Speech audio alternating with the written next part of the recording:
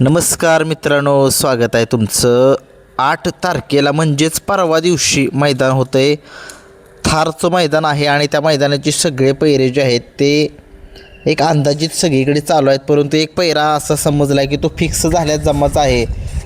या बैलगाडा शर्यत क्षेत्रामध्ये ज्याला रॉकेट म्हटलं जातं असा हा घोटचा सर्जा आणि त्या सर्जासोबत संभाजीनगरकरांचा लखन ही जोडी आपल्याला पळताना दिसू शकते. असा अंदाज जो आहे तो वर्तवण्यात येत आहे. सगळ्या महाराष्ट्राला माहिती आहे की जाईल त्या मैदानामध्ये चांगली कामगिरी करणारे हे दोघे जण आहेत आणि या दोघांचा पैरा जो आहे तो थारच्या मैदानामध्ये जवळजवळ 99% हा पैरा फिक्स झाल्यात जमाचा आहे. कारण की जिकडे तिकडे हीच चर्चा आहे की घोटचा सर्जा आणि लखन ही जोडी पाळणार आहे. ही जोडी जी आहे ती रेटरे धरण या ठिकाणी पाळली होती आणि या जोडीनं त्या ठिकाणी 1 नंबरचा जो आहे तो मान पटकवलेला होता आणि पुन्हा एकदा तोच पैरा. कारण की ही गाडी जी आहे ती आतनं बाहेरनं पब्लिकनं कुठूनही कशीही लागू द्या, गाडी जी आहे ती चांगल्या पद्धतीनं पळते आणि कमाल ही करते म्हणजे करतेच. आणि सगळ्या महाराष्ट्रामध्ये एक रॉकेट बैलगाडा शर्यत क्षेत्रातला आणि दुसरा जो आहे तो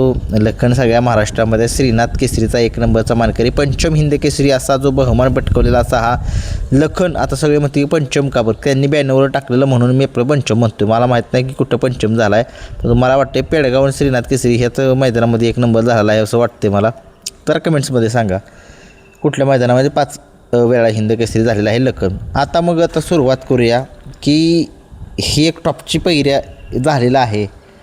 आता प्रत्येकजण जो आहे तो टॉपच्याच पैऱ्यात येणार आहे. वेगाचा शेवट सर्जासुद्धा एक टॉपच्याच पैऱ्यामध्ये नियोजन आहे. एक मोठं नियोजन आहे सर्जाचं, सगळ्या महाराष्ट्राला एक बघायला मिळेल. मुंबईमधील सर्जा काय पळतो, काय त्याचं नियोजन. सगळेजण म्हणत होतं की सर्जा जो आहे तो नियोजनामध्ये चांगल्या पळणं झाला आहे, परंतु काय होते चांगल्या बैलांना अडचणी येत आहेत पैऱ्यासाठी.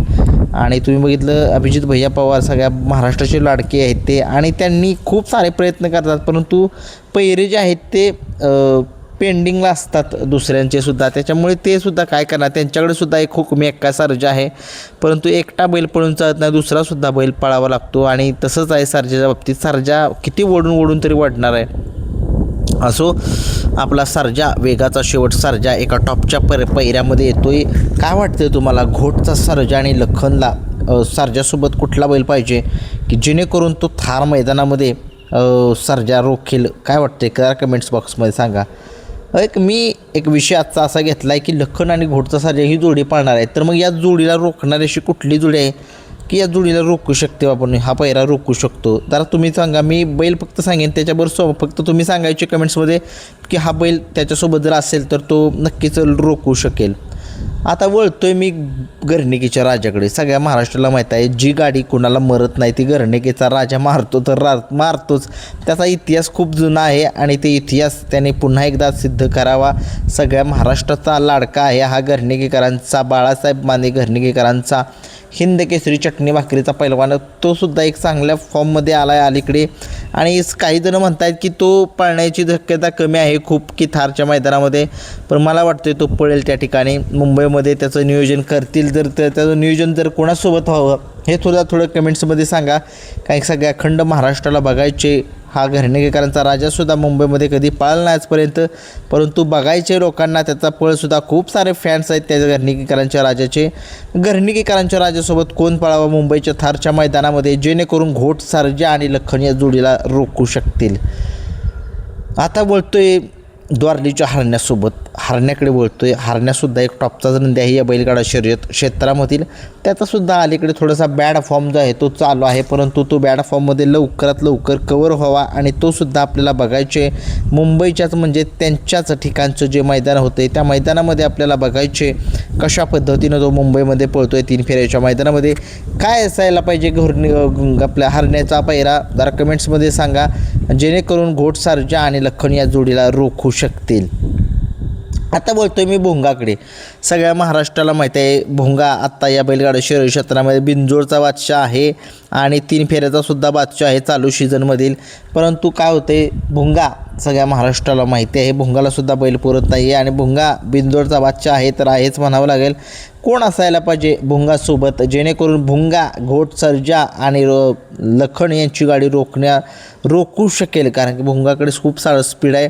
त्याच्यामुळे त्या भोंगाला त्या पद्धतीचाच स्पीडचाच बैल पाहिजे त्याच्यासोबत. जरा कमेंट्समध्ये सुचवा जरा कोण असेल ती जोडी ती रोखू शकेल. आता बोलूयात आपण चिक्या कारोंडेकरांचा. चिक्या हा सुद्धा एक आत्ता सध्या महाराष्ट्रामध्ये टॉपचाच नंदी आहे. गुलालाचा बेताज बादशाह ज्याला म्हटलं जातं असा हा अजय शेड्यांचा कारोंडेकरांचा चिक्या. आणि चिक्यासुद्धा एक टॉपचाच नंदी आहे. त्याच्यामध्ये सुद्धा धमक आहे चांगल्या चांगल्या गाड्या मारण्याच्या. परंतु तुम्हाला काय वाटते, लखन आणि घोटच्या सर्जाची गाडी एवढी सहजासहजी कोणाला काय सापडणार नाही मला वाटतं. लय टॉपचा पायरा झाला आहे हा. आणि प्रबळ दावेदारसुद्धा आहेत थारच्या गाडीचे. परंतु शेवटी खेळ आहे, खेळामध्ये हार जीत होत राहते. एवढं स्पीड जरी असेल तरी बाकीचे सुद्धा बैल त्या ठिकाणी पळण्यासाठी येणार आहेत. कधीच कुणाला कमी लेखू नये आणि जर लेखलं कुणाला कमी तर त्याचे परिणाम जे आहेत ते मैदानामध्ये दिसतातच.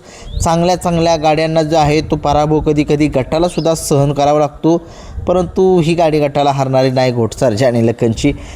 मला वाटते आणि एक मल्हार 11-11 हा सुद्धा एक चांगला नंदी आत्ता 3 फेऱ्याच्या मैदानामध्ये चांगला पळतोय. गुलालाचा बेताज बादशाह आहे हा सुद्धा.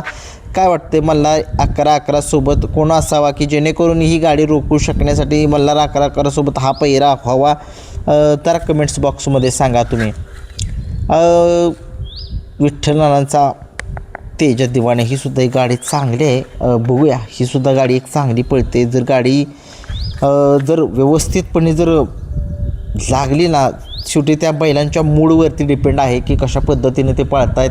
बैलांचा पण मूड असतो बरं का, आपला कसा मूड असतो. आता माझंच उदाहरण घ्या.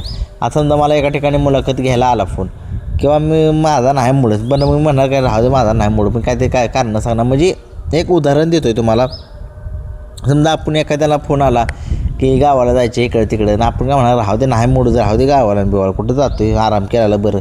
मी आता उन्हात आणा तर काय होते तुम्हाला खरं सांगतो, उन्हात आणा तर मी मैदानात काही जात नाही जर मला वाटतं तरच. कारण काय होतं मला इथे उन्हात चक्कर, मला एक ते उन्हाचा लय त्रास आहे म्हणून मी एवढं मैदानामध्ये जात नाही. आपल्या घरनं आपलं व्हिडिओ बनवायचा प्रयत्न करतो. कोरेगावच्या मैदानामध्ये मी 100% जाणार आहे. आपले हिंद केसरी जवळचं मैदान आहे. त्या मैदानामध्ये सकाळ पहाटेपासून असणार ते संध्याकाळी फायनल होतो पण त्या मैदानामध्ये असणार आहे, काही काळजी करू नका. आता बोलूयात आपण विठ्ठलांचा तेजा दिवाणे हा सुद्धा गाडी चांगली पडेल जर त्यांची मोड असेल तर. बघूया काय होते काय नाही. अर्जुनचा अवतार पवार यांचा अर्जुन आहे ते टॉपचा नंदी आहे बरं का. तो सुद्धा रोखू शकेल ही गाडी. जर त्याच्यासोबत जर पायरा जर चांगला झाला ना तर त्याच्यामध्ये सुद्धा धमक आहे चांगल्या चांगल्या गाड्या मारण्याचा. बघूया शेवटी त्या दिवशी समजेल काय आहे काय नाही. राजा रेटरेकरांचा राजा हा सुद्धा एक मदराप्पांचा राजा ही सुद्धा एक नंदी चांगला आहे सगळ्या महाराष्ट्रामध्ये. तो सुद्धा चांगला टॉपचा जर त्याच्यासोबत जर पायरा असेल ना तर तो सुद्धा या बैलगाडी शर्यत क्षेत्रात कुणाची गाडी रोखू शकतो असं मला वाटते. तुम्हाला काय वाटते कमेंट्स बॉक्समध्ये सांगा. आणि मला वाटतं की तो हिंगोलीचा सर्जा त्याच्यामध्ये एक धमक आहे बरं का, जो लखनसोबत कायम पळत आलेला आहे. परंतु आता त्याचा पायरा कोण आहे जरा त्याचं मला काही समजणं झालं आहे. कोण असू शकतो त्या हिंगोलीकरांच्या सर्जाचा पायरा, कारण घोट सर्जा आणि लखन ही गाडी 100% पाळणार. 99.99% मला जसं खात्री आहे हीच गाडी पाळणार आहे. मला खूप जणांची माहिती म्हणून मिळाली. हिंगोलीचा सर्जावर कोण वाटतं आहे की तो हिंगोली सर्जामध्ये स्पीड खूप आहे, परंतु कसं होतं आहे शेवटी पायरा चांगला होणं गरजेचं आहे. आणि लखनसोबत शेवटी आता सगळे म्हणतील की लखनमुळे तो आहे, त्याच्यामध्ये सुद्धा धमक आहे की तो सुद्धा चांगल्या चांगल्या गाड्या हरवण्याची धमक त्याच्यामध्ये आहे. बघूया आता शेवटी काय होते काय नाही. आणि काय वाटते कोण असेल एक संघर्ष योद्धा बुलेट तुम्हाला माहीत आहे, ह्या नंदी सगळ्या महाराष्ट्राला माहीत आहे. एक टॉपचा नंदी आहे तो सुद्धा चांगल्या चांगल्या गाड्या पराभूत करू शकतो. शेवटी वेळच ठरवेल काय होते. 10 सरकार यांच्या दावणीतले टॉपचे नंदी आहेत. सर्जा 10 असेल किंवा रोमन 10. ही एक गाडी जर गाडी पाळली नाही गाडी एक नंबर पळती बरं का ही गाडी. आणि ही जर गाडी पाळली तर 100% सांगतो ही सुद्धा गाडी रोखू शकेल ती गाडीला. शेवटी बघूया काय होते. आता बोलूयात आपण बकासूरकडे. बकासूर एक सगळ्या महाराष्ट्राला माहिती आहे, असा कोणताच बैल नाही की ज्याने हरवला नाही. सगळे बैल हरवलेले आहेत आणि बकासूरकडे सगळ्या महाराष्ट्राचं लक्ष लागलेलं आहे की बकासूर आता कुठल्या पायऱ्यामध्ये येतो. सांगितलं जाते आता बकासूरचा पायरा. तर कमेंट्स बॉक्समध्ये सांगा कोण असायला पाहिजे की जेणेकरून बकासूर घोटसर्जा आणि लखनला रोखू शकतील. कमेंट्स बॉक्समध्ये सांगा. मथुर काय करेल. मथुर सगळ्या महाराष्ट्राला माहिती आहे, टॉपचा नंदी आहे, सगळ्या महाराष्ट्राचा लाडकासुद्धा आहे तो. आणि मथुरसोबत कोण असायला पाहिजे जेणेकरून की तोसुद्धा त्या मैदानामध्ये ही गाडी रोखू शकेल. बघ की मला असं वाटते की तुम्हाला काय वाटते जरा कमेंट्स बॉक्समध्ये सांगा. धन्यवाद.